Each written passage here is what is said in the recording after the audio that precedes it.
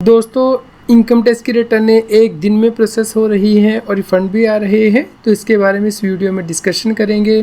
आप इस वीडियो को अंत तक ज़रूर देखें ताकि आप इनकम टैक्स की कंप्लायंस कर पाएँ और सभी लोगों के साथ शेयर भी करें ताकि उन तक ये जानकारी पहुंच पाए। रेगुलर अपडेट के लिए CA Satbir Singh YouTube channel subscribe कर लें और नोटिफिकेशन बेल भी प्रेस कर दें। इनकम टैक्स की वेबसाइट देखते हैं तो पाएंगे कि 12 जुलाई तक 1,20,49,052 रिटर्नें फाइल हो चुकी हैं, जिसमें से कि 1,16,42,712 रिटर्नें वेरीफाई हुई हैं और दोस्तों उसमें से 77,87,461 रिटर्नें प्रोसेस भी हो गई हैं। तो दोस्तों एक दिन के अंदर भी रिटर्नें प्रोसेस हो रही हैं, रिफ़ंड आ रहे हैं। चलिए हम आपको इसे लाइव दिखा देते हैं जो कि प्रोसेसिंग हुई है टैक्स पेयर की। दोस्तों जैसे कि आप अपनी स्क्रीन पे देख पा रहे हैं, टैक्स पेयर की ये रिटर्न हमने 9 जुलाई को फाइल की थी और देखिए दोस्तों 9 जुलाई को ही रिटर्न प्रोसेस हो चुकी है। तो दोस्तों अगर आप रिटर्न को वेरीफाई कर देते हैं तो उसके बाद प्रोसेस की जाती है। हमने सेम डे ही रिटर्न को वेरीफाई कर दिया था, उसके बाद दोस्तों सेम डे रिटर्न प्रोसेस हो गई है और सेम डे दोस्तों जो इंटीमेशन ऑर्डर है वो भी आ गया है इनकम टैक्स के पोर्टल पे। दोस्तों यदि आप इस इंटीमेशन ऑर्डर को देखते हैं तो यहाँ पे आप पाएंगे कि टैक्स पेयर का रिफ़ंड था। तो दोस्तों यहाँ पे रिफ़ंड सीक्वेंस नंबर भी जनरेट हो चुका है। तो आप देखेंगे कि जो ड्यू डेट रिटर्न को फाइल करने की वो तो एक्सटेंड की थी गवर्नमेंट ने, लेकिन दोस्तों अगर आप जल्दी रिटर्न फाइल कर देते हैं तो आपका रिफ़ंड भी जल्दी आ जाता है। इसलिए रिटर्न को फाइल करने में कोई भी डिले ना करें। तो दोस्तों आप यहाँ पे देख सकते हैं एक दिन के अंदर रिटर्न प्रोसेस हो गई है। ये ITR 1 है जो टैक्स पेयर ने फाइल की थी।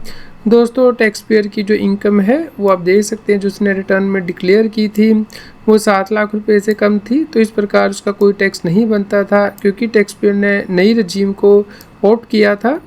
तो दोस्तों यहाँ पे आ रहा है नो, यानी कि उसने पुरानी रजीम नहीं चूज़ की थी, ऑप्ट आउट नहीं किया था नई रजीम से, तो 7 लाख रुपए तक आपका कोई टैक्स नहीं बनता। लेकिन दोस्तों अगर आपको कोई TDS कटा हुआ है जो कि नॉर्मली बैंक काट लेते हैं आपके FD के इंटरेस्ट पे, तो उस केस में आप उसे रिफ़ंड क्लेम कर सकते हैं। इसके लिए आपको इनकम टैक्स की रिटर्न फाइल करनी होती है। तो दोस्तों यहाँ पे जो रिफ़ंड दिया गया है उसमें इंटरेस्ट भी दिया गया है, क्योंकि यदि आपका रिफ़ंड 10% ऑफ टैक्स लायबिलिटी से ज़्यादा हो जाता है तो आपको रिफ़ंड भी मिलता है। तो दोस्तों आप यहाँ पे देख सकते हैं कि टैक्स पेयर की एक तो पेंशन इनकम थी जो कि सैलरी हेड के अंतर्गत आती है, तो वो उसने डिक्लेयर की है और उसमें से जो स्टैंडर्ड डिडक्शन है नई रजीम में वो मिल गई है और same information income tax department ने यहाँ पे प्रोसेस भी कर दी है। दोस्तों इसके अलावा टैक्स पेयर की अदर सोर्स से इनकम थी, जैसे कि सेविंग बैंक का इंटरेस्ट, FD का इंटरेस्ट और इनकम टैक्स का दोस्तों आपको रिफ़ंड मिलता है तो उस पर जो इंटरेस्ट होता है वो भी आपको ऐड करना होता है अपनी इनकम में। तो यहाँ पे आप देख सकते हैं टैक्स पेयर की इनकम 7 लाख से कम थी। तो दोस्तों इस प्रकार टैक्स पेयर का जो टैक्स बना था पूरी का पूरा रिबेट मिल गया है, क्योंकि 7 लाख से कम यदि आपकी इनकम होती है तो जितना भी टैक्स आपका बनता है उसकी टैक्स रिबेट 87A के अंतर्गत मिल जाती है। तो इस प्रकार टैक्स पेयर का कोई टैक्स पेबल नहीं था। लेकिन दोस्तों यहाँ पे टैक्स पेयर का TDS कटा हुआ था। तो दोस्तों आप यहाँ पे देख सकते हैं ये रिफ़ंड दिया गया है गवर्नमेंट के द्वारा और इसके ऊपर ब्याज भी दिया गया है, क्योंकि सरकार ने जो रिटर्नें हैं वो जब तक प्रोसेस नहीं करती है तब तक जो इंटरेस्ट है वो भी दिया जाता है। तो 1 अप्रैल से लेके जब तक रिफ़ंड नहीं दिया जाता है तब तक आपका इंटरेस्ट भी इसके ऊपर कैलकुलेट किया जाता है। भले ही यहाँ पे रिटर्न सेम डे प्रोसेस की गई है लेकिन यहाँ पे टैक्स पेयर को ब्याज भी मिलेगा। तो दोस्तों इस प्रकार ये अमाउंट जो है टैक्स पेयर के अकाउंट में आ गया है। तो इसके लिए आपको इनकम टैक्स के पोर्टल पे जाना है उसी टाइम में, वहाँ पे नो योर रिफ़ंड स्टेटस पे प्रेस करना है। यहाँ पे दोस्तों यदि आप 9 जुलाई का स्टेटस देखते हैं तो यहाँ पे आ रहा था कि रिफ़ंड जो है रिफ़ंड बैंकर को भेज दिया गया है, क्योंकि प्रोसीजर है पहले इनकम टैक्स डिपार्टमेंट रिफ़ंड को डिटरमिन करता है, उसके बाद SBI को यानी कि रिफ़ंड बैंकर को भेजता है, उसके बाद SBI इसे आपके अकाउंट में डालता है। जब आपका रिफ़ंड डिटरमिन हो जाता है तो उसके बाद 15 दिन लगते हैं आपका रिफ़ंड आपके बैंक अकाउंट में आने में, तो आप इसके लिए वेट कर सकते हैं। दोस्तों हम आपको एक और रिटर्न दिखा देते हैं जहाँ पे कि टैक्स पेयर की जो रिटर्न है वो प्रोसेस की गई थी 4 जुलाई को और 5 जुलाई को उसका रिफ़ंड भी बैंक अकाउंट में क्रेडिट हो गया है। तो इसकी डिटेल इनकम टैक्स विभाग आपको देता है। इनकम टैक्स के पोर्टल पे आप चेक कर सकते हैं कि किस दिन ये रिफ़ंड जो है क्रेडिट हुआ है, किस बैंक अकाउंट में क्रेडिट हुआ है, तो ये भी आप देख पाएंगे। इसके लिए आपको सर्विस में जाके रिफ़ंड स्टेटस में चेक करना है। तो सब्मिट 25-26 का जो रिफ़ंड है आप देख पाएंगे 5 जुलाई को क्रेडिट हो गया है टैक्स पेयर के अकाउंट में। तो यहाँ पे UTRN नंबर भी दिया गया है और किस अकाउंट में क्रेडिट हुआ है वो भी, उसके जो लास्ट डिजिट है वो आप यहाँ पे मेंशन किए होते हैं, चेक कर सकते हैं। तो दोस्तों इस प्रकार आप चेक कर सकते हैं कि क्या आपका रिफ़ंड जो है आपके बैंक अकाउंट में आ गया या नहीं, कितना अमाउंट आया है रिफ़ंड का और किस बैंक अकाउंट में आया है, तो आप यहाँ से चेक कर सकते हैं।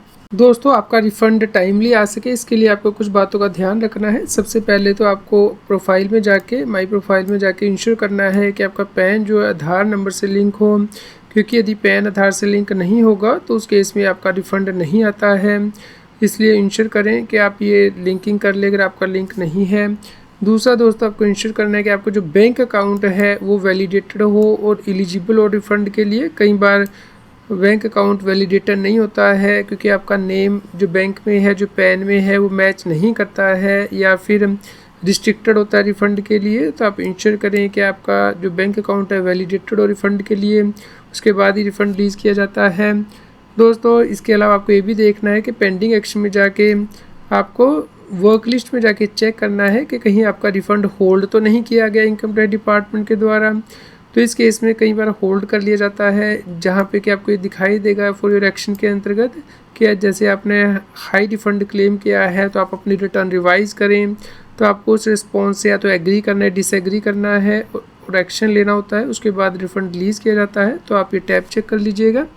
उसके बाद दोस्तों आपको ये भी चेक करना है कि पेंडिंग एक्शन में जाके आप का जो आउटस्टैंडिंग डिमांड है यहाँ पे कोई नहीं होना चाहिए, क्योंकि अगर आउटस्टैंडिंग डिमांड है तो आपका रिफ़ंड उससे एडजस्ट कर लिया जाता है। तो इसलिए आपको इन बातों का ध्यान रखना है।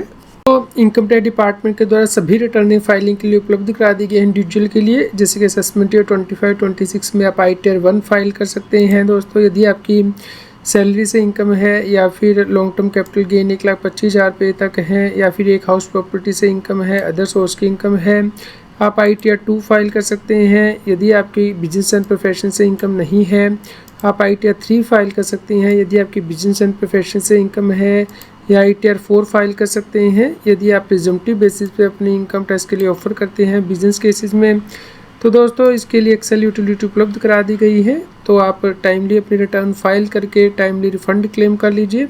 हालांकि लास्ट डेट को मैंने एक्सटेंड की है रिटर्न को फाइल करने की 15 सितंबर 2025 तक नॉन ऑडिट केसेस में, और जिन लोगों का ऑडिट होना है उनके लिए लास्ट डेट 31 अक्टूबर 2025 है। तो आप टाइमली रिटर्न फाइल करके रिफ़ंड क्लेम कर सकते हैं।